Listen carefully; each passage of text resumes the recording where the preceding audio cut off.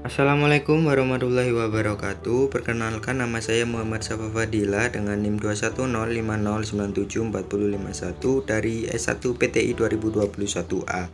Nah, di sini saya akan menjelaskan materi terkait dengan jaringan wireless dan server DHCP, yakni pada mata kuliah jaringan komputer. Nah, masuk ke pembahasan terkait dengan materi dan praktikum. Materi yang pertama yakni jaringan wireless.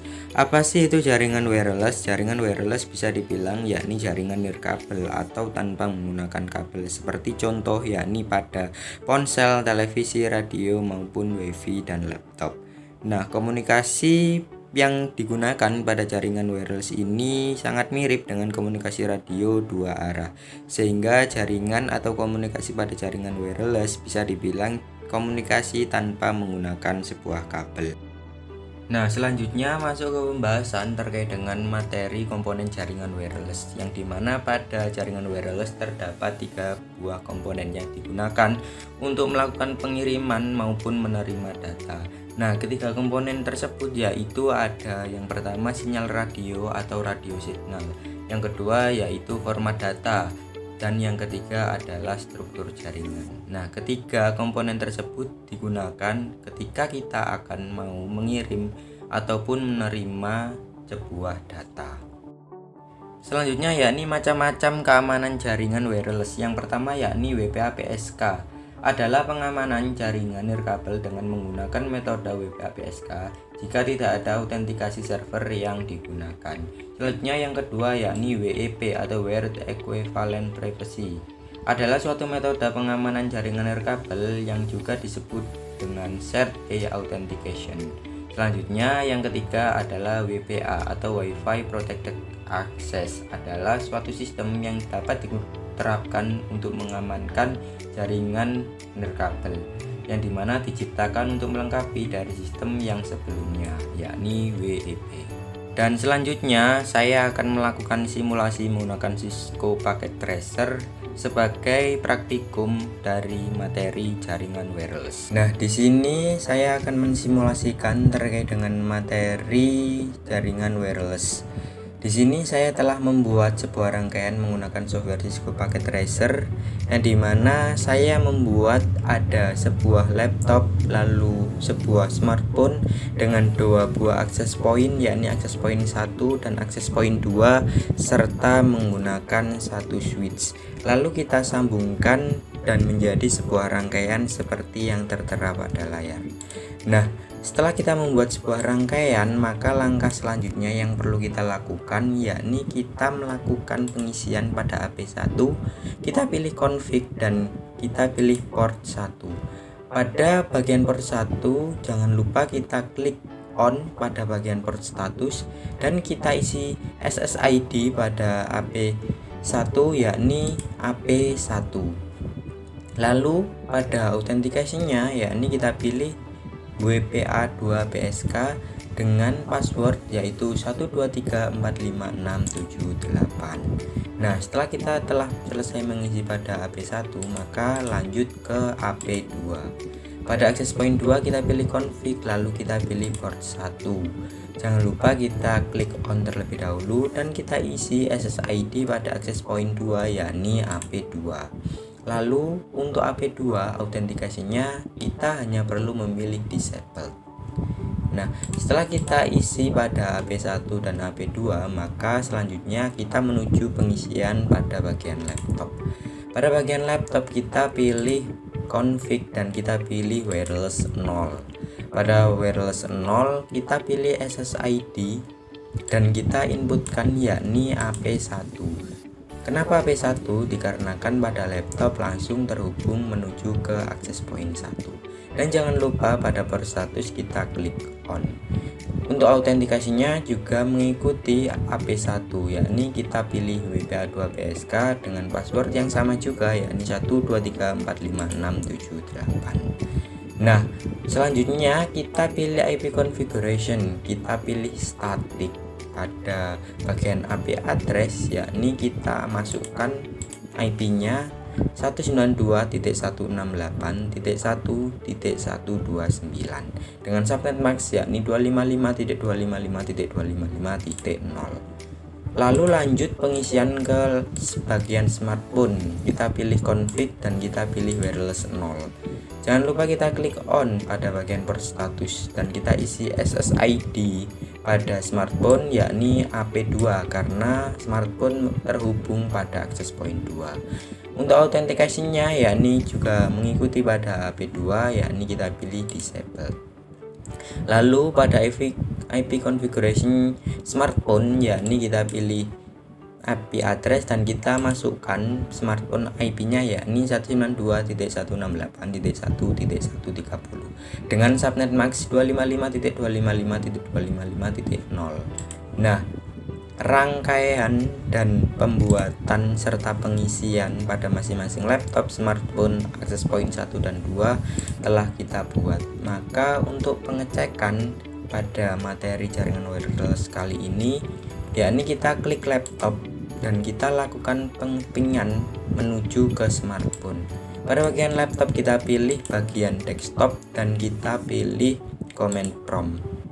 Nah, pada command prompt yakni kita akan melakukan ping menuju ke smartphone, yakni kita isi ping dan kita inputkan IP smartphone yakni 192.168.1.130. Kita enter. Nah, di sini sistem akan melakukan pengepingan menuju ke smartphone yakni sudah muncul seperti yang tertera pada gambar dan ping dari laptop menuju ke smartphone telah berhasil kita lakukan. Nah, itu tadi presentasi dan percobaan saya terkait dengan simulasi materi jaringan wireless, yakni kita mensimulasikan jaringan wireless bridge menggunakan autentikasi keamanan dan tanpa metode autentikasi keamanan pada AP1 dan AP2. Setelah ini kita akan lanjut ke percobaan dan materi terkait dengan server DHCP dikarenakan materi dan percobaan dari jaringan wireless terhubung atau saling berkesinambungan dengan materi server DHCP. Nah, selanjutnya yakni kita masuk ke pembahasan materi dan percobaan praktikum terkait dengan DHCP server. Nah, sebelumnya apa sih itu DHCP server? DHCP atau Dynamic Configuration Protocol merupakan sebuah layanan yang digunakan secara otomatis yang dapat memberikan nomor IP kepada komputer yang memintanya. Komputer yang memberikan komputer IP disebut sebagai DHCP server, sedangkan komputer yang menerima IP disebut sebagai DHCP client. Sehingga apabila kita memberikan DHCP server ketika kita menyambungkan dengan sebuah komputer, maka sebuah komputer tersebut akan menerima sebuah IP secara otomatis yang diberikan oleh DHCP server. Selanjutnya yakni terkait dengan kelebihan DHCP server. Yang pertama, memudahkan dalam transfer data kepada PC client atau PC server. Kedua, DHCP menyediakan alamat IP secara dinamik dan konfigurasi lain, yang dimana DHCP ini dibuat untuk melayani network yang besar dan konfigurasi TCP/IP yang kompleks. Kemudian DHCP memungkinkan suatu klien menggunakan alamat IP yang reusable, dimana artinya alamat IP tersebut dipakai oleh klien yang lain jika klien tersebut tidak sedang menggunakannya.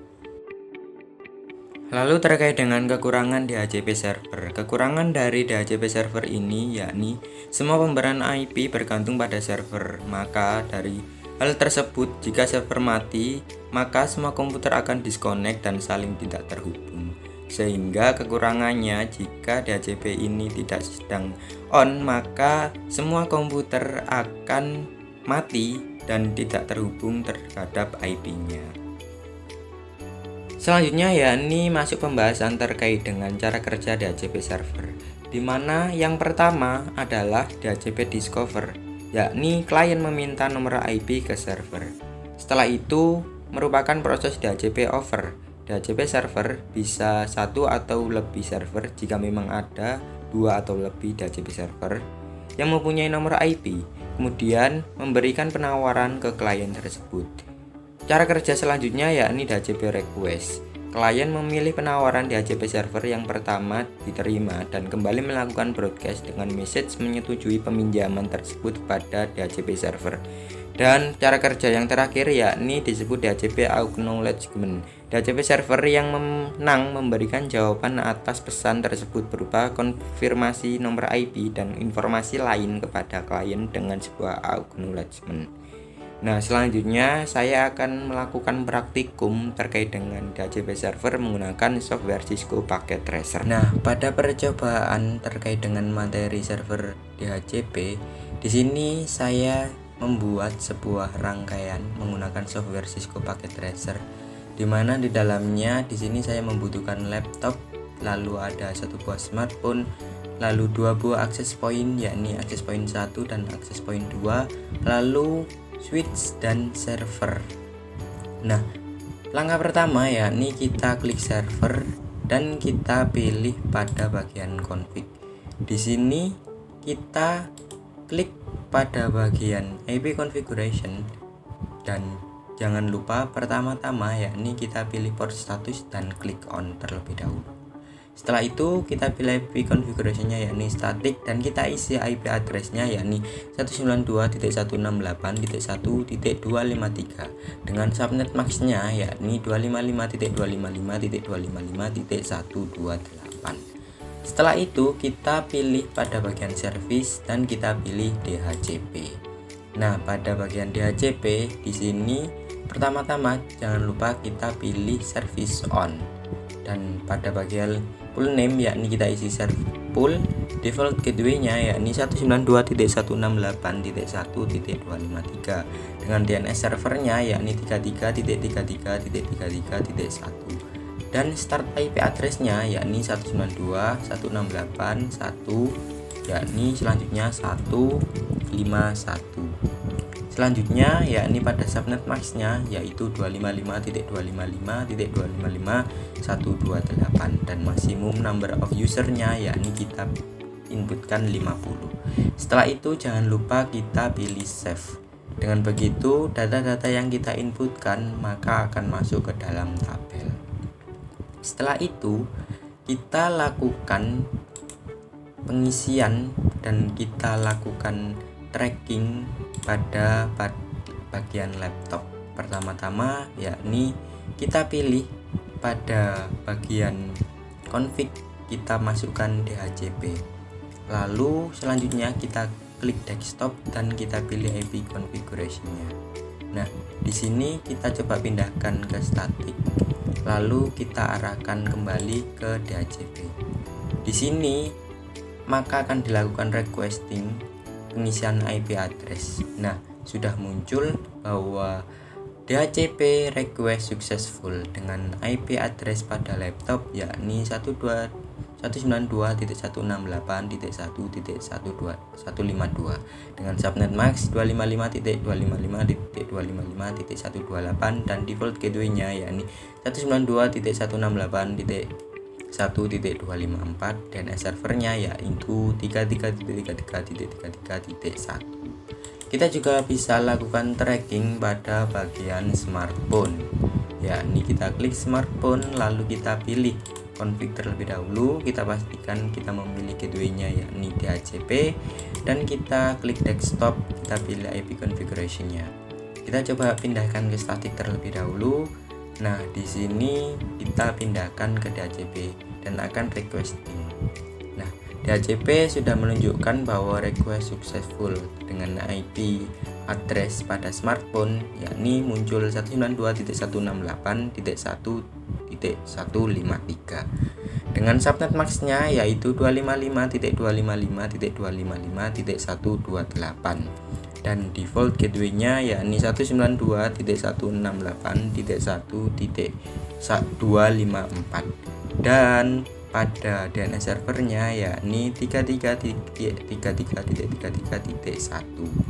Nah, percobaan menggunakan DHCP server pada pengisian IP address, subnet max, default gateway dan DNS servernya telah berhasil kita lakukan. Maka percobaan pada praktikum kali ini telah berhasil kita lakukan terkait dengan DHCP yakni memberikan sebuah layanan yang secara otomatis memberikan nomor IP kepada komputer yang memintanya. Sekian, terima kasih. Wassalamualaikum warahmatullahi wabarakatuh.